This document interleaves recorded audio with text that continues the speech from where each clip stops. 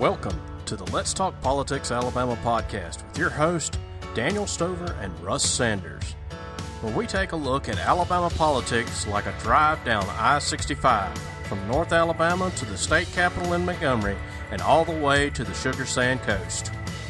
I will not make age an issue of this campaign. I am not going to exploit, for political purposes, my opponent's youth and inexperience. We choose truth over facts. I don't want to speak negatively. I said, though, that if I lose this election, maybe I'll end up moving to Alabama. Hey, everybody. Welcome back to Let's Talk Politics Alabama with our good buddy Russ over there. And we've got a new friend down here with us, Mr. Josh Woods from Mobile. Josh and I go back a few years here. I think we were reminiscing about 10. We figured we were in the Young Republicans together. Josh was our treasurer and tried to keep up with all of our spending. And I'm not sure if he did a good job or not.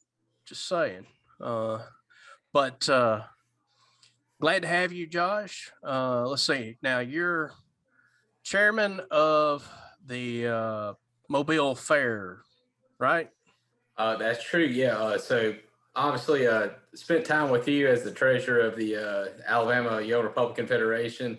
Currently, now my real job is I'm the executive director at the grounds of the Greater Upstate Fair here in Mobile. Yeah. You're still driving around and doing inappropriate things with a fiberglass cow, right?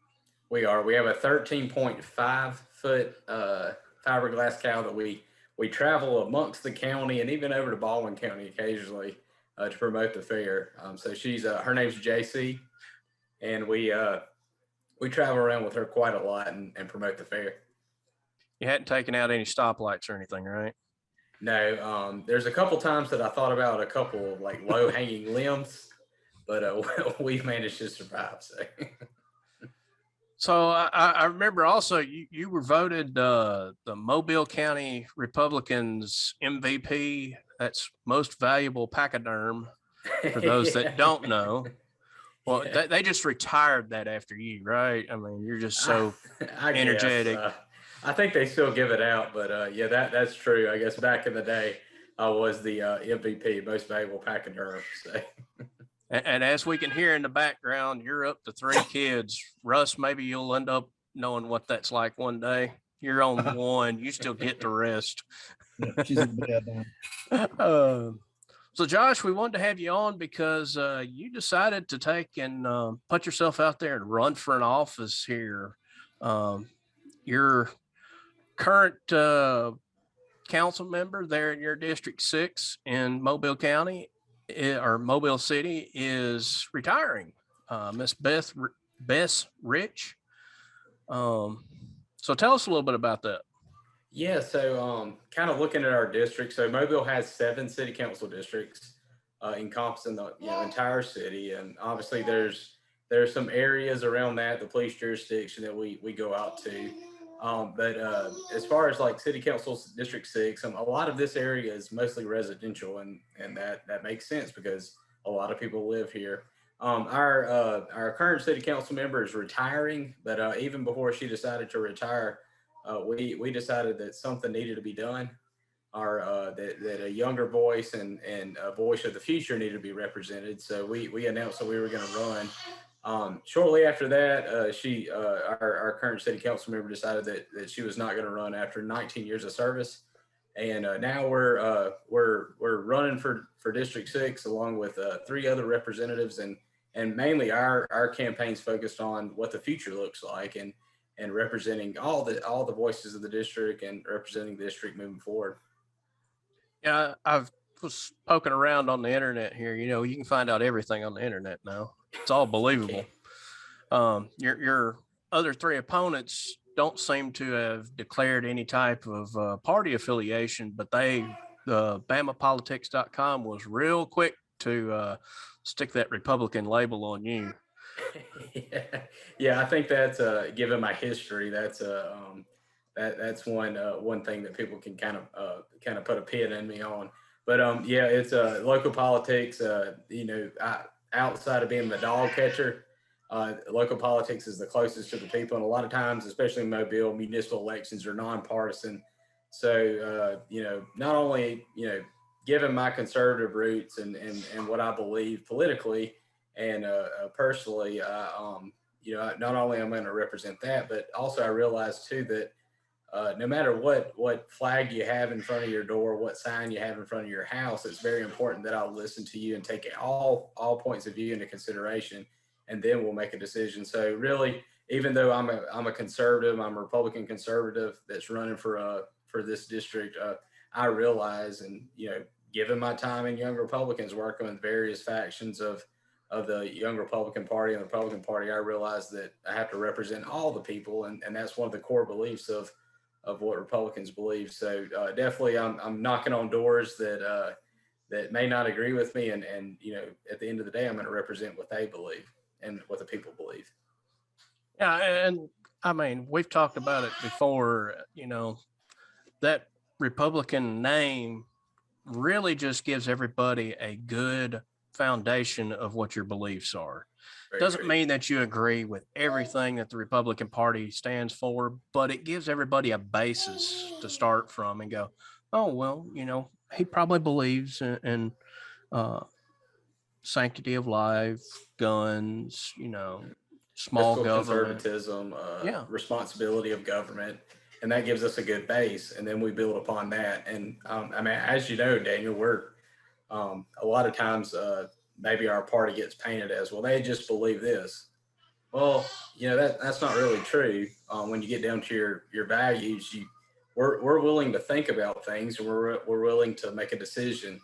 But we have to know all facts of the decision before we come to a decision. So that's really a key basis in what we believe. Yeah, I'm working on getting John Wall on with us as well, our state Republican chairman, and that's one of those things that I want to delve more off in with him, is what our basis of Republican is and what it's not. So since we're talking about Mobile, there's a little bit of a dredging job that's supposed to be starting down there. I don't know if it has or not. I've yet to figure out that one for sure, but kind of wondering, what kind of industry are you seeing moving in, and is that ship channel getting widened and deepened here? Yeah, I can't tell you if the boats are here or not, because that's kind of like a strange little deal. They dredge everything, but the decision was made to widen the Mobile Bay Channel, so that the Port of Mobile could accept more ships and more heavy laden ships, I guess, especially have a basin to turn around and be able to go back out. Kind of looking at the industry, obviously up in North Alabama and connecting to North Alabama, there's a lot of car manufacturing. Middle Alabama, there's car manufacturing. Down here in Mobile, there's also a lot of industry. Raw steel. So raw steel comes in, raw steel gets rolled, produced and rolled, and then it gets shipped out to other countries. So there's a lot of things that are shipping in Mobile. And then also, obviously, from the state as a whole, there's a lot of things that are shipping out of Mobile. So the Port of Mobile is very important, and it provides not only jobs here down in Mobile, which I'm extremely excited about, but it also provides jobs, throughout the state of Alabama. I know there's a lot of economic incentives. There's a lot of these small economic areas, especially around car plants and manufacturing plants across the state, that are going to benefit from the widening of the channel, and then ultimately the widening of the ship basin and everything like that, because it's going to be a very much closer. I think Jacksonville has a deep port. New Orleans obviously has a deep port. So if we can take all that stuff that goes out to those areas through trucks and through shipping and through trains, and then we can funnel them down to Mobile, we're ultimately going to make Mobile and also make the state a very popular and incentivizing place for companies to locate and ship their product from. So we're excited down here in Mobile.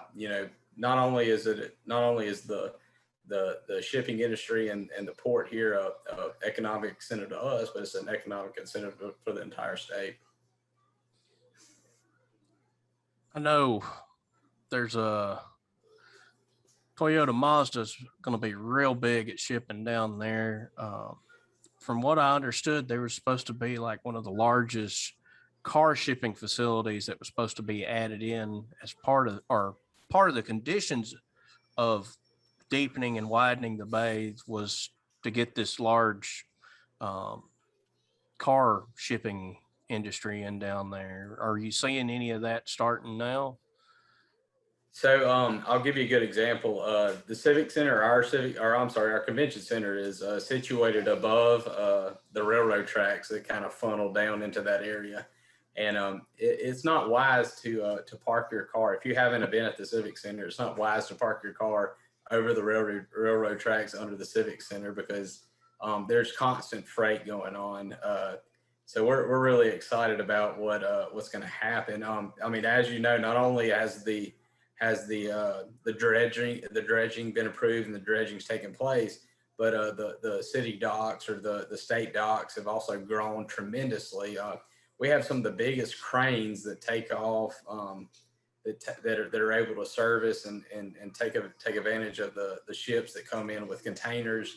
We're really excited down here in Mobile. We have tremendous space that's been developed and ready to I guess service all the industry of the state. And I can tell you firsthand that it's coming to the state because you definitely don't want to cross those railroad tracks and park over there. You and Russ were talking a minute ago too about some of your downtowns getting tore up too with all of this. I forget what street y'all were talking about, but Yeah, Broad Street. You're more worried about getting the most barbecue than if the street's going to get fixed. I mean, come on, man. Yeah. And on that, so if you think about Mobile as a whole, everything flows down to the bay, obviously, or the Mobile River. Everything flows down there. So every drop of water that takes place eventually, I would imagine, kind of flows towards that. District 6 tends to be at the top of that. So everything flows down there.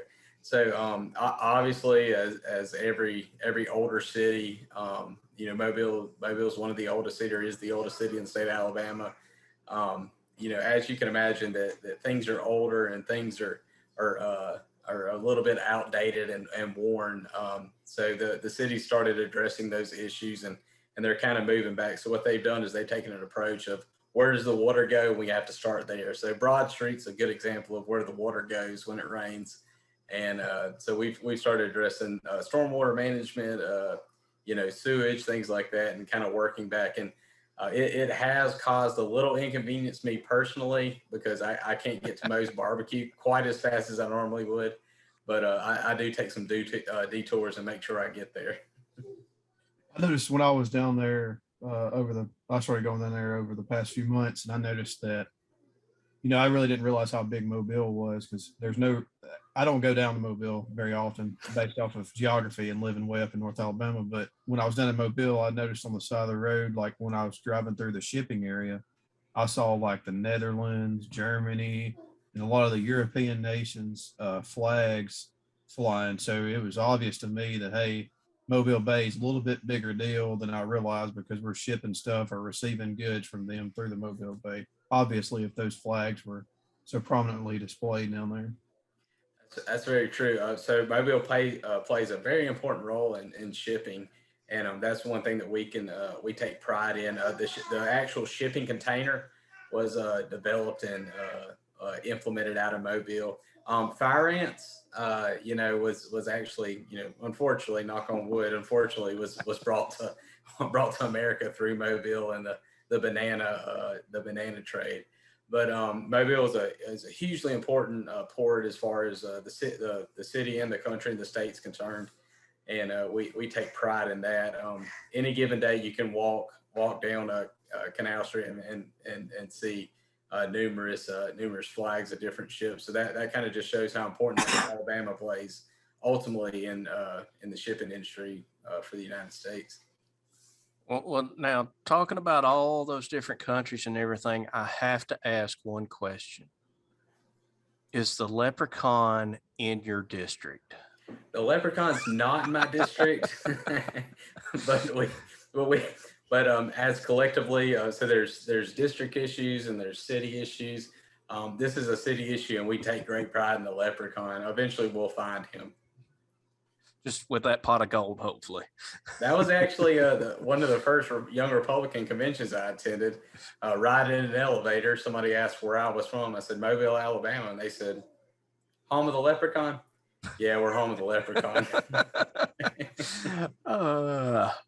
Is it true that Mobile had Mardi Gras before New Orleans? Oh, very much true. New Orleans didn't even think about Mardi Gras before Mobile decided to do it. You know, we like to think that or we know that our people, Joe Kane, you know, folks like that went over to New Orleans to help encourage them to start Mardi Gras. So yeah, we're home of the original Mardi Gras. A lot of people don't realize that. No, those Louisiana people lied to you a little bit. What about is Airbus or something expanding down there as well? There is. So if you think back, I guess about 15 years ago, Airbus made a bid to build the United States tanker, or the new Air Force tanker. They made a bid for that contract, and by the way, Boeing won that after Airbus won it, and Boeing has yet to fulfill everything that the Air Force is required. I think they're having a lot of issues and things like that. So the Air Force has put that back to rebid as far as design's concerned and builders concerned. But yeah, we Airbus decided that Mobile was a great place due to our deep water channel and our deep water port and all the things that Mobile has to offer. The skills that our citizens have and the citizens of Alabama have, and they decided to be a assembly plant for the Air Force tanker. And unfortunately, the Air Force went back on that, decided to take that and give it to Boeing. Long story short, now we're actually an assembly line for the Airbus 320 and other models of airplane. So we're producing numerous airplanes out every year. I want to say that they're stacked up through 2025, the last I heard. And you know, we've just become like an airplane assembly plant down here, and it's employed numerous people across our area, giving them extreme skills that we never thought that we would have. During World War II, Mobile was a key player in delivering ships to the Navy. Now we're becoming a key place to deliver airplanes to manufacture, or to different airplane folks that, you know, Delta, you know, United. We're becoming we are a key place that delivers that to people. On top of that, Airbus has went into our schools here locally, multiple schools. They're training kids, you know, to engineer airplanes, to assemble airplanes, to do amazing things, and they're hiring when they come out of high school. So we have an awesome, I guess, aviation industry going on down here in Mobile. So we're excited about that.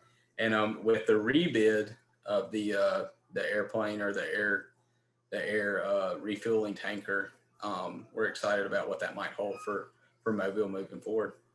Is that redesigning the KC135, or are you familiar with the nomenclature? Yeah. So I guess the KC135 is the new Boeing plane, and due to some technical difficulties, they've decided to rebid that. So Airbus has an amazing product that they've implemented across the world, and so I think they've rebid that. So we'll see what that happens. And ultimately, we hope here in Mobile, I can't tell you anything, can't promise you anything, but ultimately we kind of hope as the citizens of Mobile that if that's chosen, that we'll open up another assembly line out there at the Airbus plant.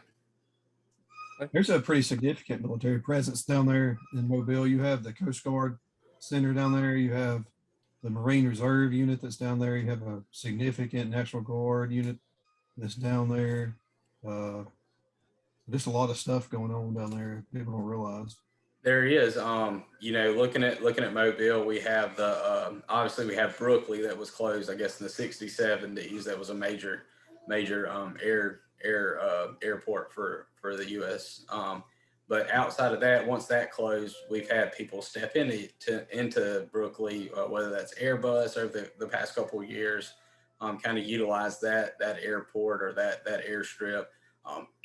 On top of that, we have Austal, which is developing the LCS program. They've also that's an aluminum ship. And we have citizens of Alabama and people of Alabama building naval ships down here in Mobile. They've also, I guess, just entered into some steel contracts, so they'll be building steel ships as well. If you look kind of our connection over to Mississippi and Pascagoula, you have Ingalls, where a lot of people are employed, and they're building steel ships. They're building U.S. Army ships. On top of that, we have a Coast Guard base. Well, actually, we have two Coast Guard bases. We have the Coast Guard training base. We have the Coast Guard base down there located at Brooklyn that flies and takes care of everybody on the bay. We have reserve groups. So yeah, Mobile is a hotbed of activity when it comes to service. So looking at your website, I noticed that you had a little blurb on there about some sort of annexation vote. Are y'all trying to take over Dufane and all the surrounding areas, kind of like Madison and Huntsville's doing, or what? Yeah, well, kind of add some context to that. I guess it's about 4 years ago, give or take. A lot of the outlying areas. So Mobile has been a city, I guess, 10 years ago was a city about 190, 180, 86, 85,000 people. But as you know, a lot of times growth in a city occurs on the outside, occurs on the wings. There's suburbs that happen. There's different communities that happen outside of the city. And normally, the city kind of comes in without a lot of discussion. There's police jurisdiction that happens. Maybe that's 3 miles or 5 miles. There's always that ring around the city that takes care of people. And, in exchange, they pay a percentage of taxes, whether that's property taxes and things like that, to the city.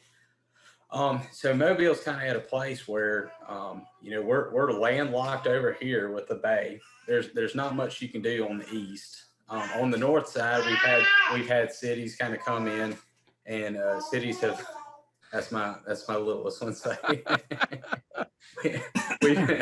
We've had cities on the north part come in, and they've incorporated. So Mobile's kind of, for the most part, locked in on the north. But there's all this westward growth that we can take advantage of. A lot of times people are receiving services out there, and yet they're not part of the city. They might be receiving fire, they might be receiving police, but yet they're not part of the city. So there's been legislation on the state side of the House that said that the city can pull back some, or the city can pull back this. Well, it's left a lot of our outlying communities in the police jurisdiction. It's left a lot of them without fire service. They might still be receiving city police service, but they're not receiving the fire service or the EMT service. So these communities came and they wanted to petition the city council. And there's 3 ways to annex in the state of Alabama. The first one is the people request, and the city council, grants them the ability to vote to come into a city. The second one is the city just goes and takes them over. And then the third is that by state legislative action, they're encompassed into the city. So a couple of years ago, people came to the city and the city council, and they're like, hey, we want to annex. We think that we're going to be of value to the city. We think the city will benefit from us. And ultimately, the Mobile City Council decided that wasn't in the city's interest, and they decided not to let those people vote. So one of the things that I'm running on, representing District 6, is, we adjoin a lot of these areas. And I'm not saying that the city doesn't need to grow within. There's not properties in the city that we need to try to recruit people to grow and renovate and be a part of the city. We don't want people, I'm not saying we don't want people to come into the city and live in the city as it is. But what I'm saying is, while I'm a proponent of that, but I'm also a proponent of looking out to our borders and saying, hey, these people want to be a part of the city. So let's allow them the right, which is an American right, allow them the right to come in and vote if they want to be a part of the city. And I believe, and after talking to a lot of people outside in the county, in the police jurisdiction, I believe that a lot of people will decide that they want to come into the city and be a part of the city, which will ultimately, increase our population, increase our stature in the state, make us available for, state programs and federal programs. But also at the end of the day, that's a tax base that yeah, we're servicing, we're spending money with these people as a city, but they're also contributing, and they're contributing towards the ultimate goal of making our city a better place. So that's a long discussion of that. So Y'all ain't trying to be bigger than Huntsville's. They say that Huntsville's going to outgrow every city in the state. Are y'all trying to any kind of competition there? No, all I'm saying is that if people want to join your city, whether you're Mobile, Huntsville, Montgomery, Birmingham, or Monroeville, if people want to join your city to take advantage of the services, it's their right to be able to vote to decide if they want to be part of it. Well, if they don't like it down there and don't get to vote on it, they can move up here to Moulton and grow us from 3,500 or 4,000. They can grow us a little bit more. And I'm actually after this, I'm going to take that quip and I'm probably going to make it part of a commercial for me. So go for it, man. Here's a piece of useless trivia a lot of people don't know. Tags in the state of Alabama. So Jefferson County's 1, Mobile's 2, Montgomery County's 3. It's based off the first 3 are based off population of the county, and then following that, it's alphabetical order all the way out to 67. With Winston County, our neighboring county to the south, is the last one in the alphabet. I like to play the game of like when we travel across Alabama. What number is that? Baldwin County. But I wonder if they'd ever change it if the population of Madison County became bigger than Mobile. I just thought that was interesting. I think that's already at a point that they should be looking at that if that was a case of doing that. I mean, probably requires a bunch of laws to be changed.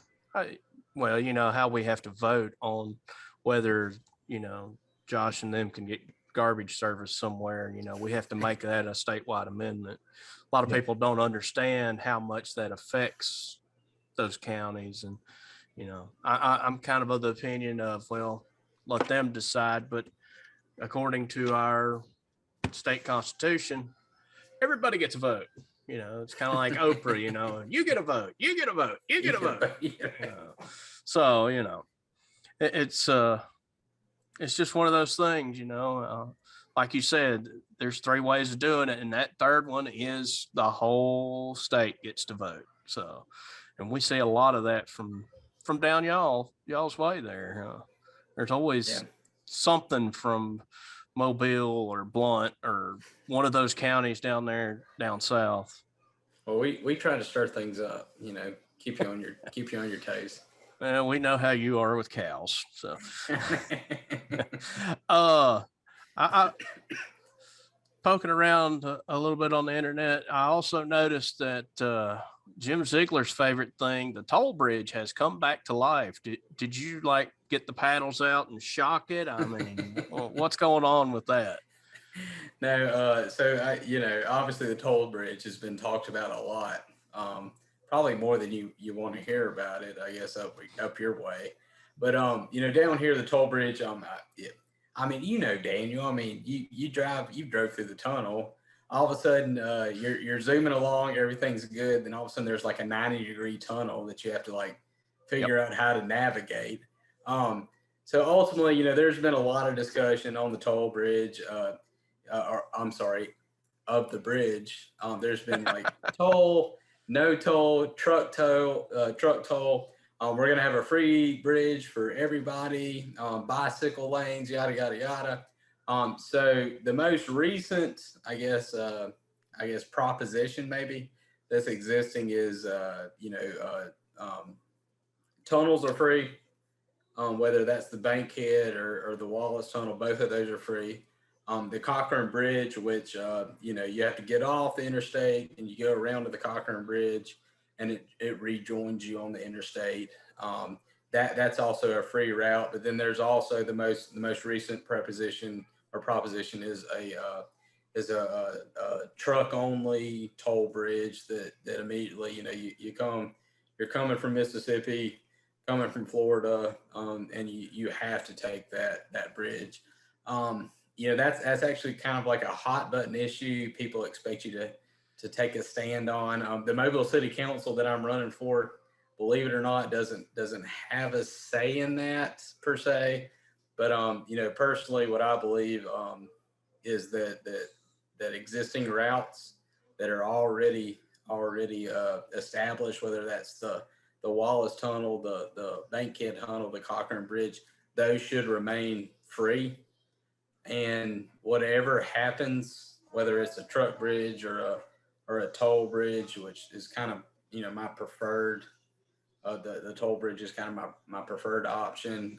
That's a tolled route. But ultimately, I'm as far as running for city council, having to take a stand on it. I'm for keeping or maintaining the exact routes as a free route. So. You mean those new bridges aren't free? So, so right now I'm talking about to build. I'm talking about to build them. They're not free.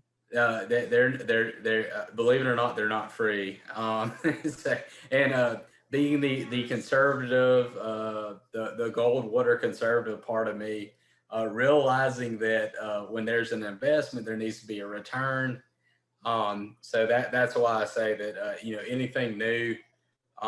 Definitely, I believe there should be some form of return if an investment is made, especially a private investment. If a private investment is made, I think there needs to be a return. But on the other side of the house, the tunnels that are existing and things like that, they've been paid for probably 1,000 times over. So I firmly believe those need to be free. Coming from the engineering side of that, hey, even talking about it, it's not free. No, it probably costs you about $5.25 an hour.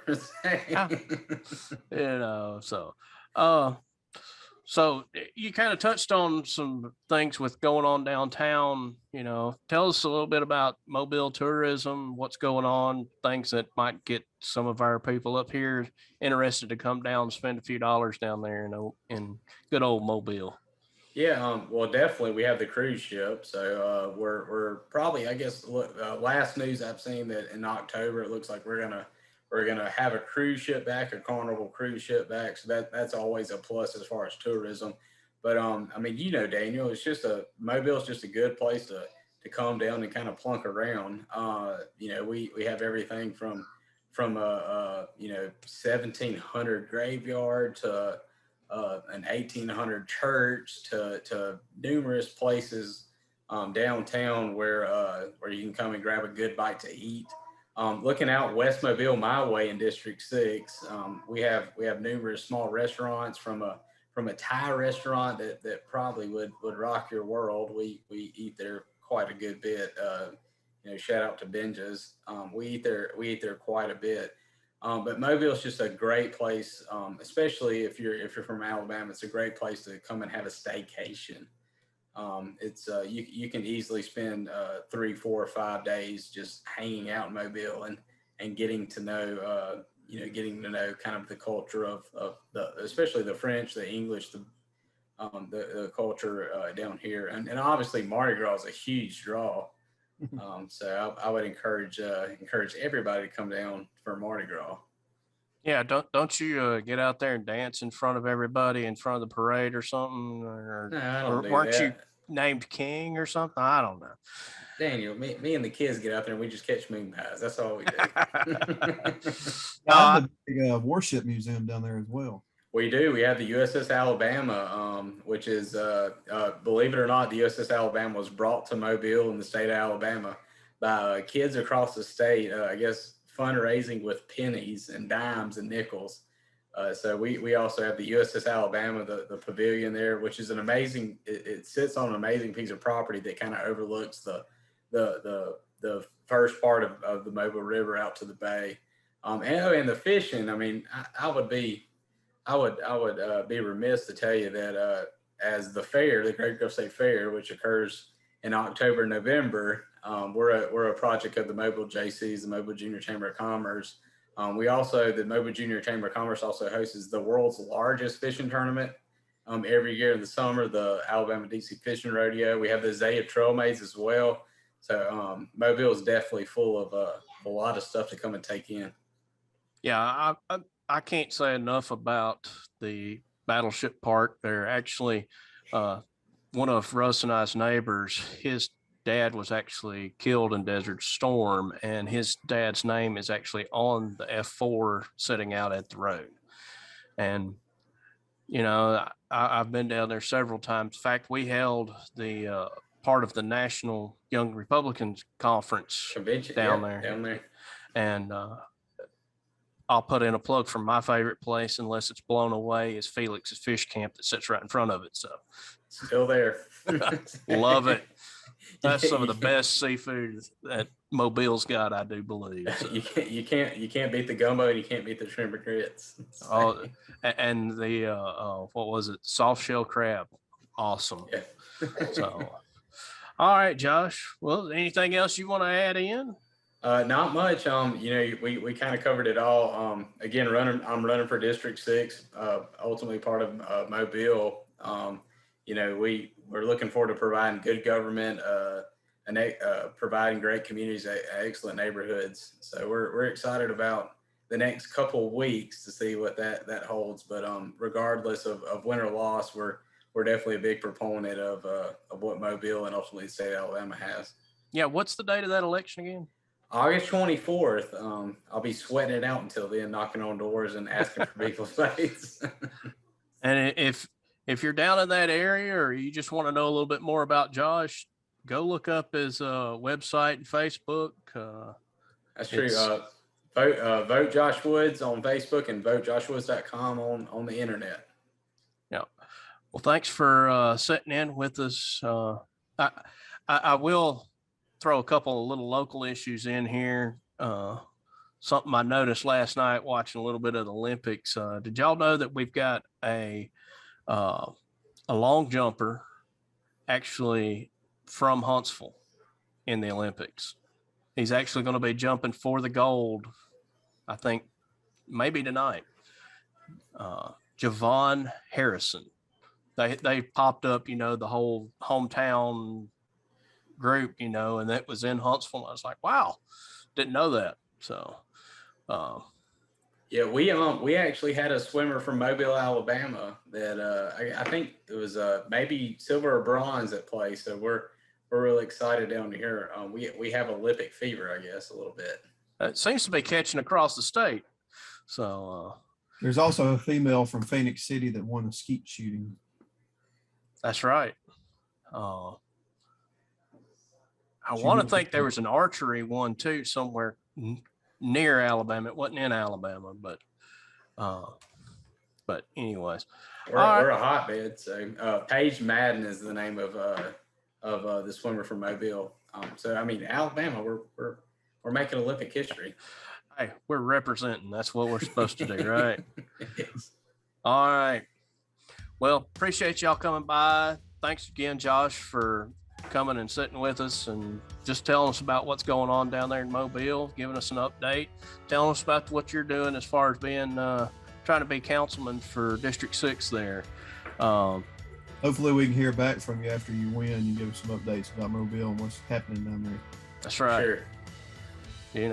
We'll be behind you from up here. As far, we're way behind you, like way back up here in North Alabama behind you. So, if you're watching us if you're not watching us on YouTube, make sure to go over and check out our YouTube channel. Give us 5 stars if you're listening on the podcast on one of the platforms. And until next time, y'all have a safe and wonderful time. Russ, Josh, I'll give y'all the last words. Y'all be good. Appreciate you having me. Thank y'all.